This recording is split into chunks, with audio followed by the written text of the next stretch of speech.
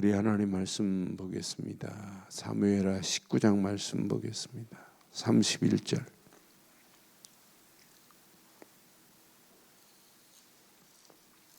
교독합니다. 31절로 39절 교독하겠습니다. 길르앗 사람 바르실레가 왕이 요단을 건너게 하려고 로글림에서 내려와 함께 요단에 이르니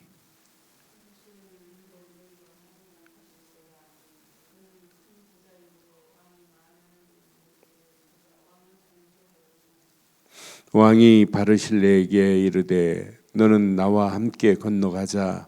예루살렘에서 내가 너를 공개하리라.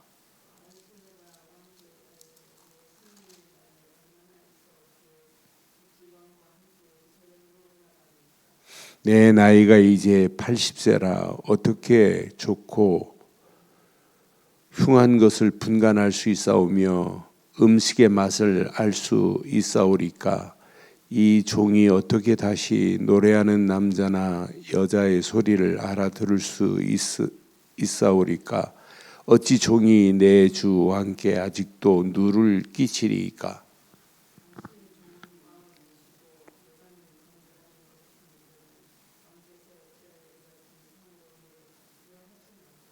정하건대 당신의 종을 돌려보내소서. 내가 내 고향 부모의 묘 곁에서 죽으려 하나이다. 그러나 왕의 종 김함이 여기 있사오니 청하건대 내가 내 주 왕과 함께 건너가게 하시옵고 왕의 처분대로 그에게 베푸소서 하니라.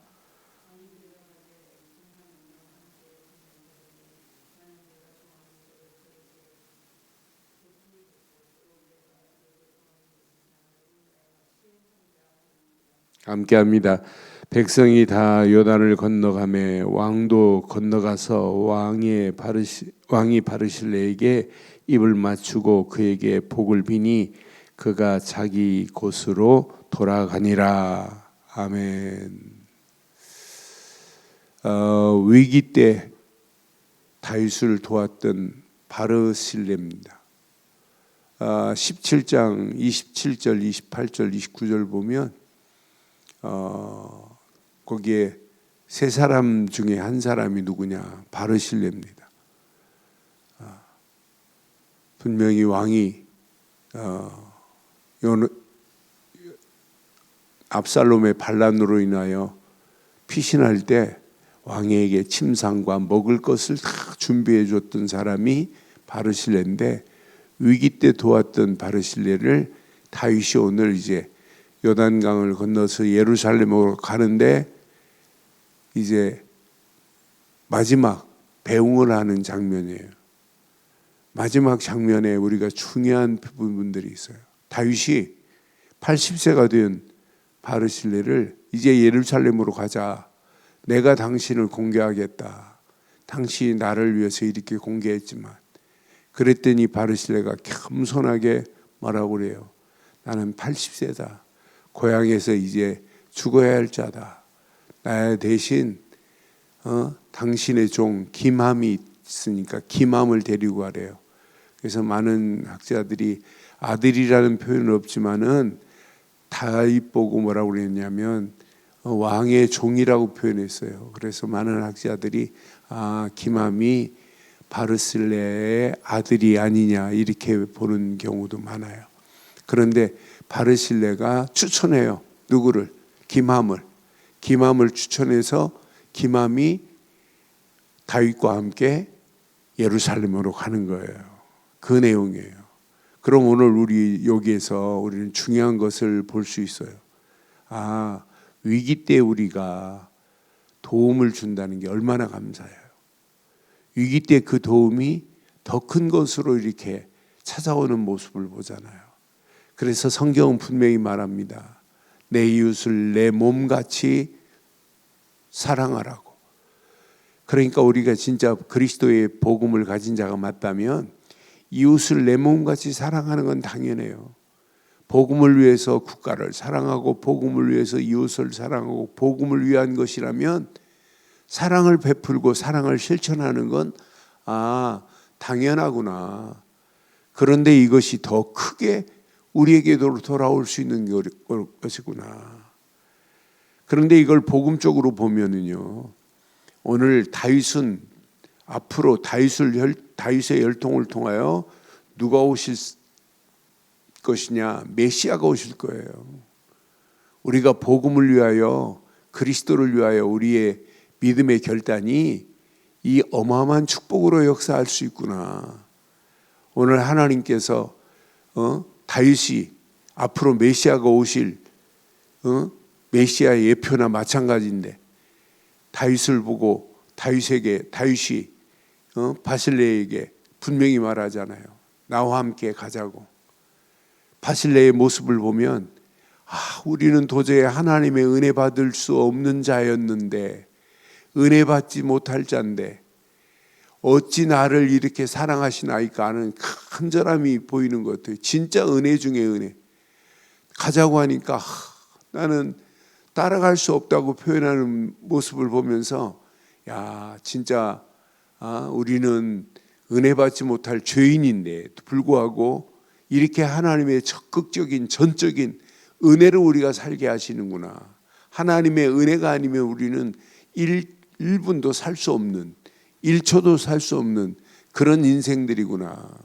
그래서 오늘 이 아침도 우리가 하나님의 은혜 안에서 제대로 은혜를 누리고 가면 사랑을 실천하라가 아니라 당연히 사랑을 실천할 수밖에 없구나. 그래서 오늘 이 아침도 확인하세요. 하나님이 내게 복음 주신 것, 은혜 중에 은혜입니다. 복음 주신 것, 감사 중에 감사합니다. 복음이 아니면, 십자가에서 나를 위하여 물과 피를 쏟으신 그리스도의 은혜가 아니면 우리가 어떻게 살 수 있어요? 그 은혜를 잊고 사는 것이 이게 신앙생활이고 이게 인생이구나. 하나님의 은혜가 아니면 우리는 1분 1초도 살 수 없는 그런 존재구나.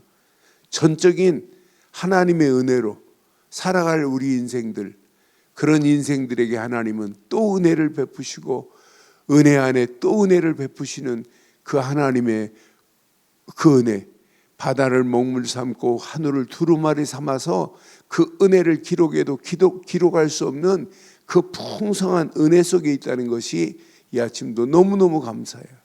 나는 바르실레의 그 겸손한 모습을 보면서 나는 도저히 은혜 받을 수 없는 그런 인생인데, 이렇게 다윗이 예루살렘으로 가자고 하는 그 은혜를 베푸는 그 모습을 보면서, 야, 이게 우리의 신앙생활인데, 이게 우리의 인생이 돼야 되는데, 우리가 이게 그리스도 안에서 사랑을 실천할 수밖에 없는 축복의 문이 돼야 되는데 하는 이런 생각을 해볼 때 얼마나 감사한지 몰라요. 오늘 이 아침 우리가 하나님의 은혜로 복음 받은 것, 축복 중에 최고의 축복인 줄 확신합니다. 복음 안에서 오늘도 하나님의 은혜를 잊고 산다는 것은, 이게 하나님의 은혜를 놓치면 다 잃어버리는 거랑 마찬가지예요. 생각만 해도 은혜 아니에요? 우리가 이 아침도 이렇게 하나님 앞에 예배할 수 있는 것, 하나님의 은혜 아니에요? 우리가 말씀 붙잡고 기도할 수 있는 것, 은혜 아니에요? 말씀 붙잡고 기도하다가 이 땅에 살아가는 동안 무리가 아니라 제자로 산다? 이게 은혜 아니에요? 제자로 살다가 하나님이 절대 계획인 237 5천 종족 살리는 일에 우리가 방향을 정하고 산다? 은혜 아니에요? 우리가 복음 가지고 오늘도 캠프를 할 수 있다? 이게 하나님의 은혜 아니에요? 하나님의 은혜가 아니면 도저히 할 수 없구나. 오늘 바르실레에게 나와 함께 예루살렘으로 가자고 다윗이 베푸는 그 은혜를 보면서, 야, 이게 하나님의 은혜는 이거보다 더한데, 하나님의 사랑은 이거보다 나를 더한 사랑으로 나를 인도하신 건데 하는 생각을 해볼 때 얼마나 감사한지요.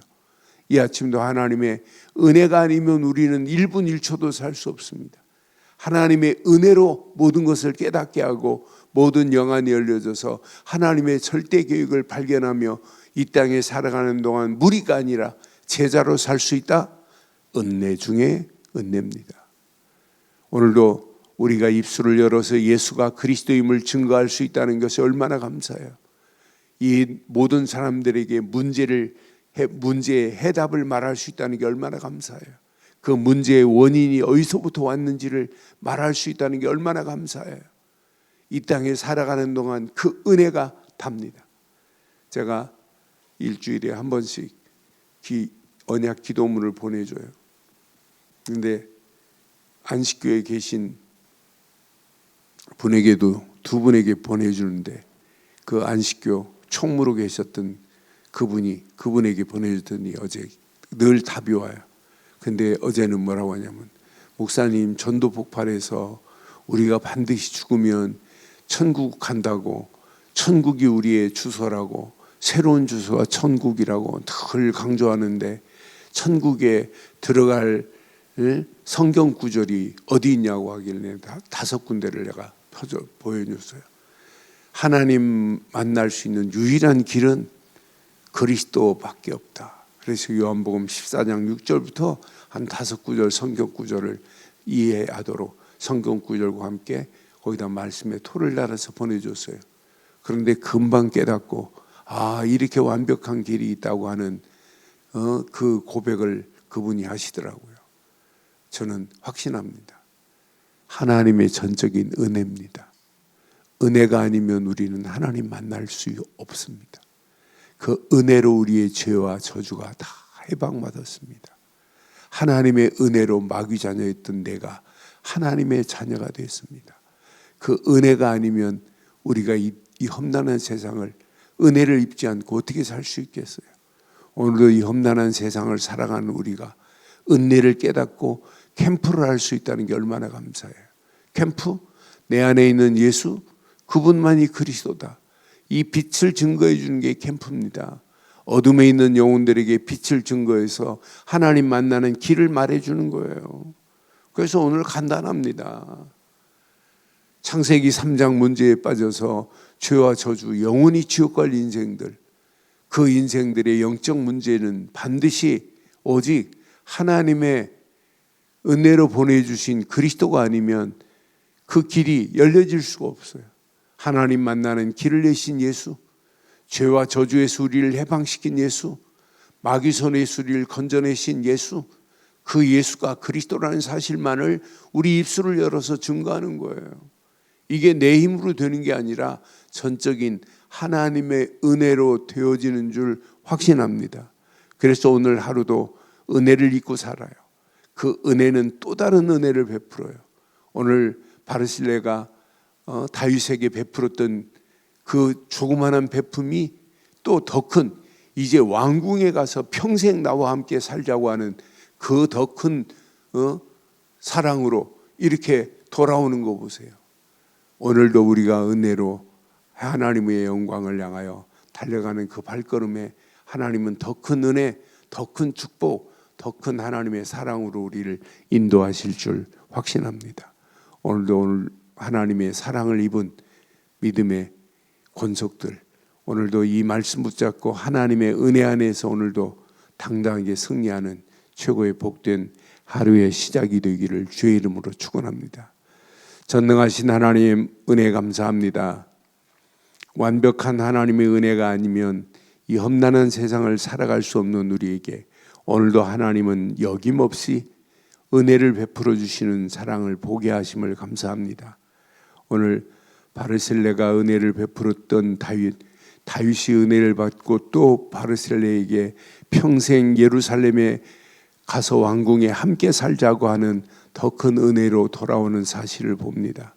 내 이웃을 내 몸같이 사랑할 수 있는 은혜를 허락하시고 사랑을 허락하셔서 오늘도 겸손한 마음으로 사랑을 실천하고도 나무 믿는 복된 하루의 시작이 될 수 있도록 인도해 주옵소서.